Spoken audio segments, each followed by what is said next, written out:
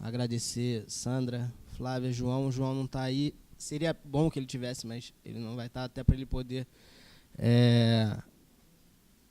como é que eu posso dizer? Ele confirmar algumas coisas que eu vou dizer.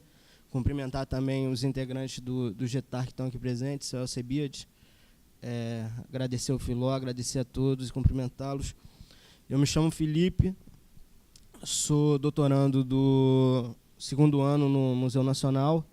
Estou trabalhando hoje com afroempreendedorismo, com militância econômica negra, muito ligada no CADOM, da dona Ruth Pinheiro, que é alguém que organizou e legalizou praticamente todas as organizações que existem hoje no Rio de Janeiro, negras, e que está à frente da REAFRA. Então, hoje esse é o trabalho que eu faço, acadêmico. Mobilizo também no coletivo negro Marlene Cunha, do PPGás, que tem o nome de Marlene Cunha, que foi liderança, né, do GETAR, fundadora, lá com o João, que eventualmente ficou um brotherzinho. E, enfim, isso é o que eu venho fazendo hoje. Lá a gente vem tendo, assim, eu não sei se talvez eu vou deixar para falar do que a gente vem fazendo no coletivo mais para o final. Vou falar mais ou menos, já que todo mundo falou mais ou menos como é que foi a sua trajetória. Eu entrei na universidade em 2005, então, no momento pré-cotas, né, um momento completamente diferente do que a gente vive hoje, mas eu estudei na PUC, fiz Ciências Sociais na PUC, e assim, dentro da PUC era um curso de maioria negra, né, e assim, era um momento muito diferente e era uma situação muito diferente, porque os únicos lugares onde você via preto na universidade era na UERJ, né, e já existia, por exemplo, o coletivo Denegrir, ou na PUC, né, que você tinha alguns cursos de maioria negra. Ciências Sociais era um curso de maioria negra. Por exemplo, assim, na minha turma eu entrei junto com o pai Adailton, filho de mãe beata, né, então já foi uma turma que não tinha, assim... Isso era recorrente na PUC, você já tinha um grupo de alunos negros importantes, assim, fazendo trabalhos importantes na PUC, na filosofia, pessoas que hoje estão fora do país, pessoas que estão no Senegal trabalhando em Dakar, pessoas que estão trabalhando para a afrocentricidade, pessoas que estão trabalhando para o panafricanismo. E isso já era uma coisa sui generis, né? Só existia na PUC e na UERJ. Eu cheguei lá muito novo, entrei na universidade com 17 anos, então, assim, um momento novo, né? Muita festa, muita brincadeira, muita bebida.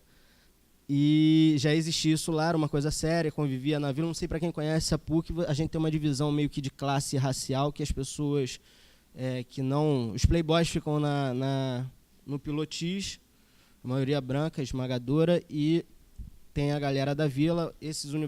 Essa galera preta ficava mais na vila, nos CEAs, nos DEAs, e era quem comandava a política estudantil, né, que havia na época, e havia bem forte e legal na PUC rolando. E eu estou dizendo isso porque o que aconteceu? Eu venho, por exemplo, de uma família militante, né? Eu nunca tive nenhum tipo de questão em relação a isso, sempre convivi em meios negros, em espaços negros, gays e de mobilização de gênero, isso sempre foi uma coisa normal. E entrei num curso de maioria negra,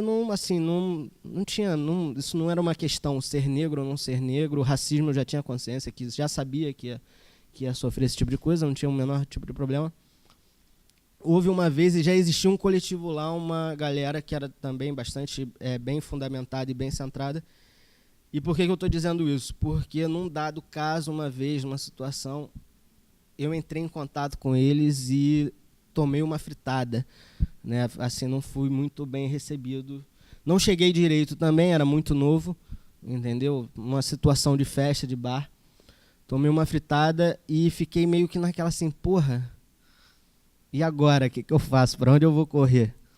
Mas eles fizeram certo, né? E isso é uma coisa que é um modo que eu venho vendo acontecer, não somente nos coletivos negros, mas em toda a mobilização negra, que é, de fato, só deve entrar e só deve participar quem realmente está a fim de contribuir, quem realmente tem compromisso e quem realmente vai assumir o sacrifício de ser negro, de se colocar politicamente como negro, né? E assim, eu digo isso não elegendo nenhum tipo de corrente, né? Deve ser negro e, por exemplo, todo mundo que está aqui tem algum tipo de compromisso e está realmente engajado na luta antirracista. Todo mundo pode ter uma linha, pode ser panafricanista, pode ser afrocentrado, pode ser feminista negra, pode ser gay, isso não importa muito. É importante que tenha esse compromisso. E a partir dali eu comecei a compreender. Foi engraçado também que justamente nesse momento de entrada na universidade e esse primeiro choque com a mobilização negra, eu estava entrando para a Companhia dos Comuns, como músico e a Companhia dos Comuns, enfim, eventualmente agora ela está um pouco parada, está funcionando mais em monólogos por falta de recurso, mas à época era o principal grupo de teatro negro do Rio, e junto com o Bando de Teatro Lodum, Teatro Vila Velha, eram os únicos grupos de teatro que aconteciam, e eu entrei justamente para essa companhia de teatro, assim, no mesmo mês que aconteceu esse choque, né, com alguns integrantes desse coletivo, que já era um coletivo antigo e que me cobrou um compromisso que na hora eu fiquei, mas como assim? Como é que deve ser esse compromisso? Tomei uma chamada, mas foi certo, foi bom. Isso, os coletivos têm feito isso bem, os grupos de mobilização negra têm feito isso bem, e eu acho que a gente deve continuar fazendo isso, né?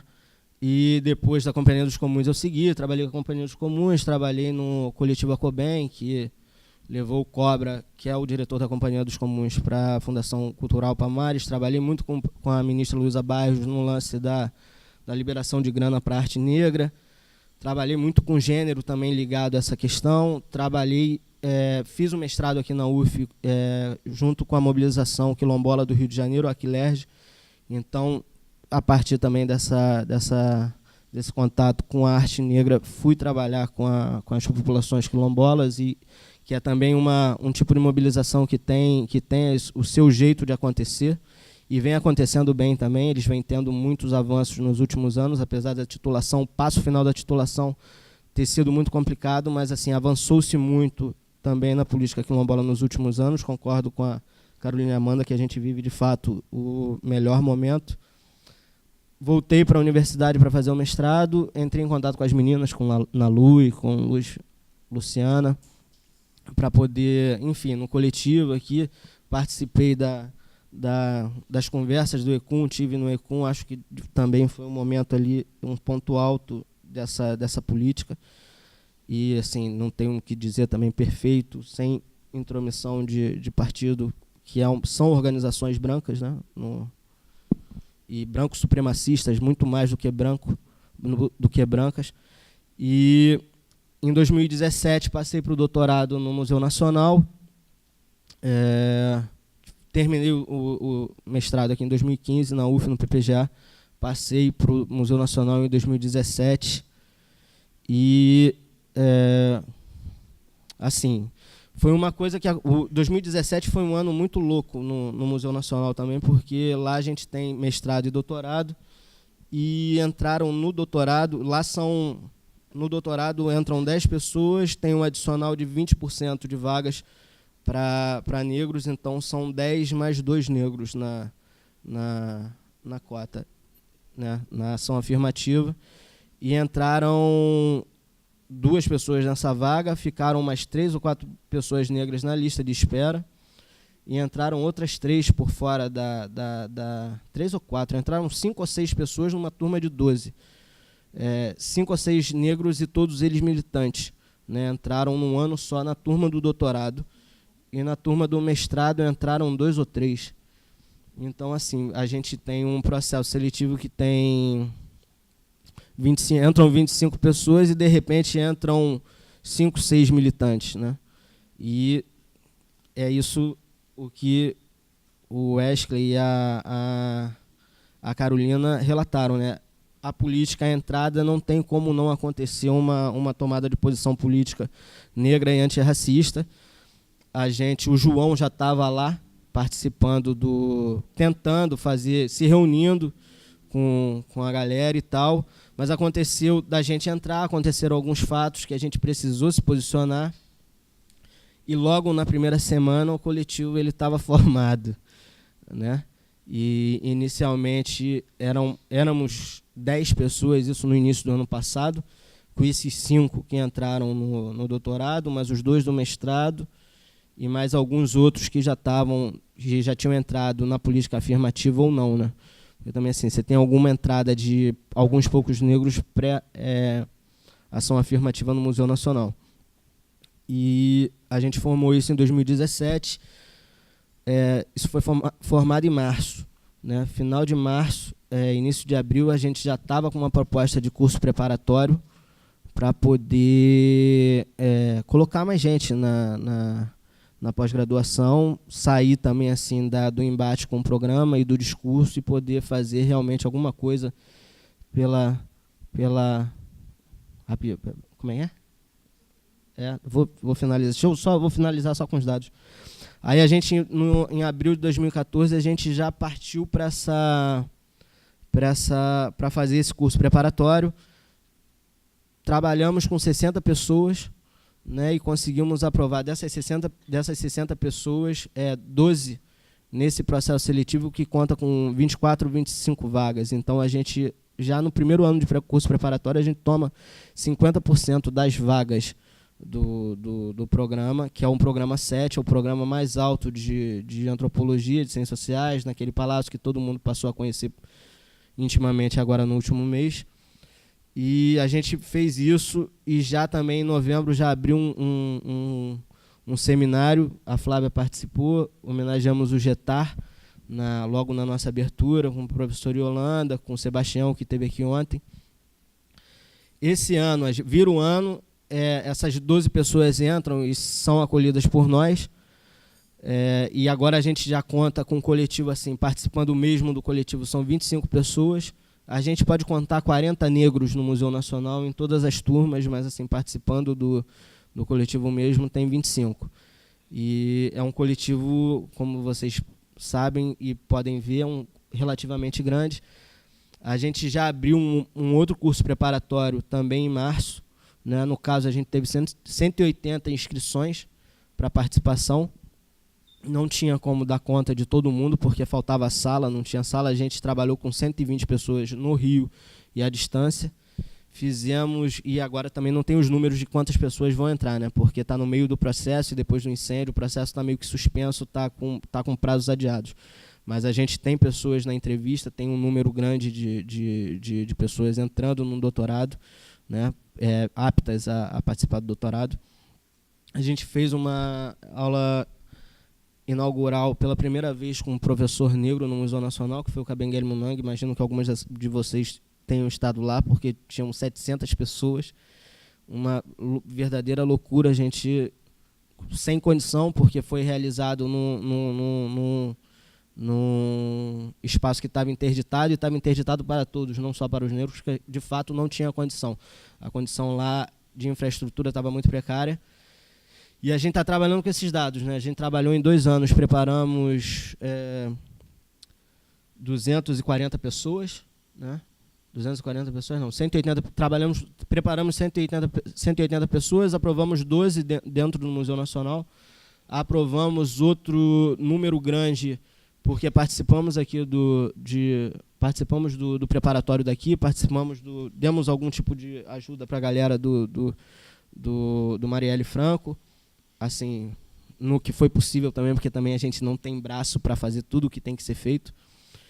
E muitas desses 180 que participaram dos preparatórios com a gente, dos nossos preparatórios, passaram para outros programas na PUC, na UERJ, em outros programas da UFRJ, em outros programas da UF, e também assim vão levando essa iniciativa de dar essa orientação, porque também o que falta, a única coisa que nos atrapalha e que falta para a gente entrar e ocupar e acessar a pós-graduação é a orientação, como é que a gente faz essa política acadêmica, como é que a gente escreve um projeto, como é que a gente formata um objeto de pesquisa. Enfim, tem várias outras coisas aqui que eu falei, que eu anotei, que eu acho que a gente deve ter enquanto postura política e acadêmica, enfim. Não sei se vai voltar, se não vai voltar, mas eu já vou deixar no ar que a gente tem que ser realmente muito autônomo, evitar cair na armadilha da supremacia branca, entendeu? E acessar espaços subalternos, acessar lugares subalternos em espaços brancos supremacistas, entendeu? E aceitar esse tipo de migalha que eventualmente é oferecida, ainda mais quando se chega na pós-graduação. Acho que a gente tem que ter muita comunicação entre a gente. Esse daqui é um momento que eu venho conversando com o João, com o João e com o coletivo lá nosso, que a gente precisava reunir a galera de pós-graduação do Rio para conversar. Tem nós aqui, nós no museu, tem gente aqui na UF já, tem gente no PPGSD, tem a galera na comunicação, tem o pessoal do IESP. Todo mundo está correndo muito nesse tempo para poder conseguir bolsa, conseguir grana, trabalho. Mas eu acho que isso daqui pode ser também um pontapé para a gente estar sempre em contato, né? E quando o João me falou dessa mesa, acho que foi muito feliz nesse sentido. E, enfim, entender as coisas, entender principalmente como é que é a divisão de riqueza no Brasil e no mundo, né? A gente tem assim algumas visões ainda muito, a gente tem talvez tenha pouca noção, eu não sei também, enfim. Mas é importante ter noção da divisão da riqueza, entender a branquitude, entender a negritude, entender o que é a antinegritude também, entender bem as coisas, entender bem o que é se afrocentrar e estar autônomo, fazendo ciência, trabalhando na academia. E eu vou passar porque eu já passei muito do tempo. Obrigado a todos aí. Valeu.